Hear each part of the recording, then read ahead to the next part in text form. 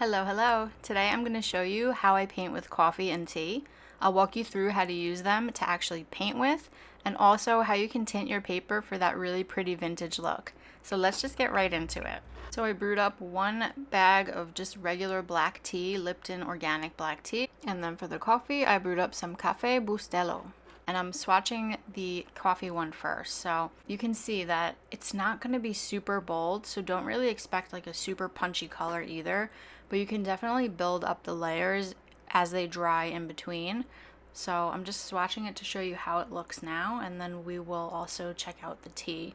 So the tea is going to be a little bit lighter, and they both have that same yellowy brownish undertone. But when they dry, they look really cool, and the edges, they sort of dry a little bit darker. So now that it's dried a little bit, you can kind of see that the coffee gives a richer brown while the tea stays really soft. It's kind of like working with neutrals, and I love that old paper vibe feel that you can get with this. So we're just going to layer it again, and then you're going to see that you can definitely build these up. I don't know how dark you can get, and you can use instant coffee grounds and mix that into water, and you can create really dark layers with that and details. Now I want to show you how I get these vintagey looking papers. It's super easy. So I'm just going to take this piece of paper, this is watercolor paper, and I'm just going to dunk it in the coffee. And I'm not going to leave it in too long. You can leave it in a long time if you want, and it will keep building up. But I just dunked it in just to get a quick dunk, and then I'm letting this dry overnight. You don't need to let it dry overnight per se, but definitely needs to be dry. And then this is cold press paper. This is a heavier, more expensive paper. So we're testing it out on a little piece of that, and you can even lift with this and create some cool textural effects. So I'm just gonna let it dry overnight, and then I love waking up to it the next day. It's such a simple way to create paper that feels handmade and special. I actually use the same trick for my wedding invites. It's really soft and vintagey. I love it. And now we're just going to paint right on top of it. So I'm just going to paint some real simple botanicals just to show you that you can. Keep this real short and easy. But I'm painting a little flower. And then I'm just going to go in and either let this dry, or we're going to dry it ourselves with a heat gun or blow dryer, whatever you have. Because I definitely want to build on top of this, especially since the tone is already dark in the background. But see, once it's dry, it gives this really cool outline effect. I'm just going to go back in and create another layer. And I'm using the coffee for this. The tea is very, very soft. It's great for a wash. I'm going to use that on the butterfly that we're going to paint after these as the first wash. And then I'm letting that dry, and then I'm just playing around here. So I'm using a little brush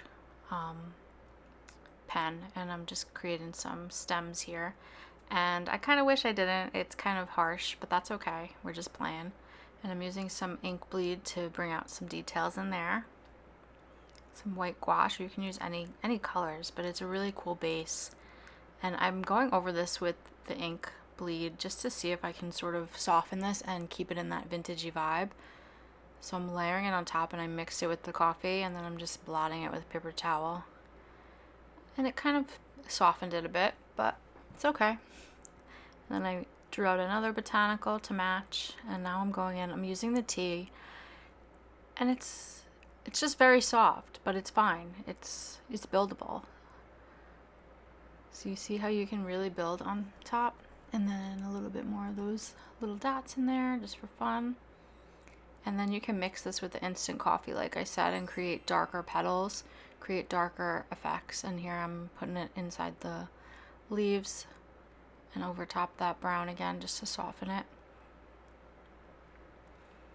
It looks really cool. Just fun way to play with these. All right, now I've got my butterfly, and there's a little coffee ground in there from the instant coffee. So I'm going to just paint the base on, and we're going to do the same exact thing.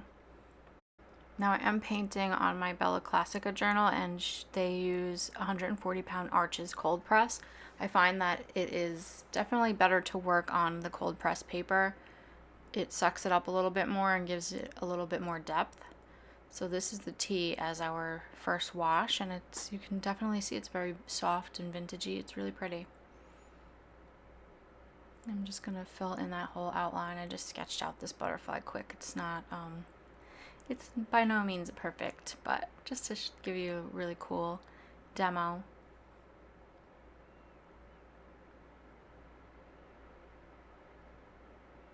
I might as well just fill the whole thing in.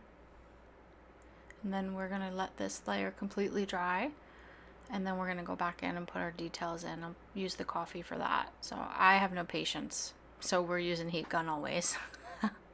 I didn't used to, and once I got one, there was no turning back. So see how I'm able to layer that and really bring out some details? I just absolutely love this. And I haven't done this technique since like 2017. So once I started this, I'm like, why did I stop? It's so fun. And I think it would be really cool just to tint your paper with it. And if you do line work, you don't even need to be a watercolor artist to use it. You can do anything on top. Pencil. Just love that vintagey vibe it gives. But yeah, I'm just able to layer on top and put in all my little details. And of course I'm not getting real dark, but again, you can mix with instant coffee to get that darkness.